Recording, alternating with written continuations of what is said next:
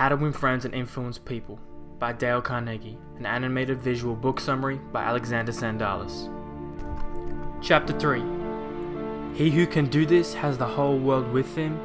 He who cannot walks a lonely way. What's your favorite food? Is it pizza, strawberries, pineapple? Whatever it is, if you were to go out fishing and you were to bait the hook with pizza or strawberries, you won't catch any fish. But if you baited the hook with something like a worm, you're probably gonna catch something. So it's not thinking about what you want, it's thinking about what the other individual wants, or in this case, what the fish wants. Why talk about what we want? That is childish, absurd. Of course you are interested in what you want. You are eternally interested in it, but no one else is. The rest of us are just like you. We are interested in what we want. So the only way on earth to influence other people is to talk about what they want and show them how to get it. Everybody loves talking about themselves, loves talking about what they want. That's very true. Except the part where he says no one else is. You have to find like-minded people who are interested in the things you like. That's how you create teams. And that's what I'm trying to do here. I'm trying to find like-minded people who are interested, one, in books and reading, knowledge, success, self-development, human behavior, psychology. It just happens to be something that hundreds of other people like as well. So I'm not just talking about what I want, I'm talking about what you want too. I'm doing both. I'm exercising this chapter with both. Remember when you're trying to get somebody to do something. For example, if you have children, or one day if you have children and you don't want them to smoke, don't preach to them about how you don't want them to smoke. Preach to them about, don't even preach, but show them that cigarettes may keep them from things they want. They may keep them from the goals they want, like make the basketball team, or winning 100-meter sprint, or being able to win that dance recital. So you're conversely getting what you want, but you're thinking about what the other person wants first and linking those together. Every act you have performed since the day you were born, every act was performed because you wanted something. People make donations to charities, such as the Red Cross. You gave that Red Cross donation because you wanted to lend a helping hand. You wanted to do a beautiful, unselfish, generous act. If you hadn't wanted that feeling more than you wanted your money, you would not have made that contribution. Or maybe you made the contribution because you were guilty. But one thing is for certain, you made that contribution because you wanted something. And if it's for guilt, you wanted that guilt to go away. There are a lot of parents who have been in a situation where they have had a child who was about to go to kindergarten, preschool, but this child didn't want to go. This child the night before was kicking and screaming and yelling and upset. And what do most parents do? Most parents, would scold the child. They would take the child to their room, tell them to behave, whatever. These parents tried to be more tactful. How do we get the kid to do it? How do we get the kid to want to go? Well, they wrote a list of all the fun things that kids would do at kindergarten. And the wife, the husband, and the other child began to put these into action. They all started finger painting on the table. All started having fun. The youngest kid came down and he really wanted to join in. But then they said, no, you have to go to kindergarten first to learn how to finger paint. The parent explained all the fun he would have at kindergarten, all the things he would learn, like finger painting. And the next morning, he found his son still sleeping in the living room chair.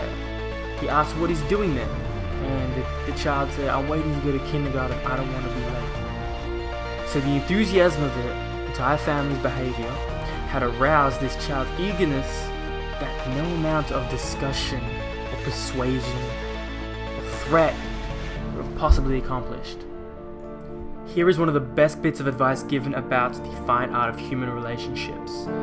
If there is any one secret of success, said Henry Ford, it lies in the ability to get the other person's point of view and see things from that person's angle as well as from your own. And this ties into marketing and sales and selling and really everyday life. This is real life shit right here. People go to marketing degrees, business degrees, all information's already out there. It's in these books already. Thousands of sales people are pounding the pavements today tired, discouraged, and underpaid. Why? Because they are always thinking only of what they want. They don't realize that neither you nor I want to buy anything. If we did, we would go out and buy it. But both of us are eternally interested in solving our problems. And if salespeople can show us how their services or merchandise will help us solve our problems, they won't need to sell us. We'll buy. And customers like to feel like they are buying, not being sold to. That is one of the truest statements in this book. One of the truest statements in marketing. Solve a problem. You need to solve a problem. You need to provide value in order to sell. And that should be the first and foremost. You really have to provide value before you ask. And you have to provide tremendous value before you ask. You have to do Gary Vaynerchuk shit. If you don't know who Gary Vaynerchuk is, you need to type his name in Google and you need to watch his videos. I would rather you watch his videos than mine. You can click off my video right now. I don't give a shit if you never watch my videos again. Watch his. Your life will be much better. To be great, I think you have to fight.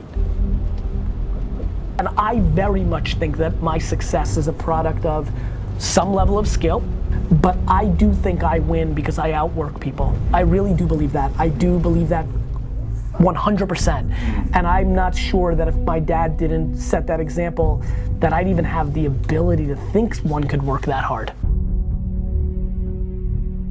The fact that I've been working 19 hours a day, every day for the last 20 years is easy for me. It's the only gear I knew, right? I was poor. I sucked shit at school. It was the only gear I had. You know, I think you need to recognize that that your biggest advantage is that you're hungrier than your competitor. And that if you're not applying your one advantage, which is your work ethic and the hours that you have to put into your business, well then you're gonna come up short. I sit here with enormous assumptions around all of you that you're just too soft to beat me, right? That I think that you've had it better and that alone doesn't allow you to beat me. Somebody will come with a countercultural point of view and be like, Gary, that's cool, but I don't have to work that hard because I'm working smarter. Yeah, me too, asshole. I work hard and smart. Now what? See that right there? I just had to pause my recording. I'm like, damn, that's right. That's right here. That's what I'm talking about. Providing value. I'm trying to solve a problem. I'm trying to solve your problems. Even if you don't watch my videos, even if you don't go on my website, even if you don't like a single one of my social media pages, I'm still trying to solve a problem. Provide value to people who listen to me, no matter if they do ever again. Stop asking what you can take and ask what you can give. If out of reading this book you get just one thing, an increased tendency to think always in terms of other people's point of view and see things from their angle. If you get that one thing out of this book, it may easily prove to be one of the building blocks of your career. I would say life.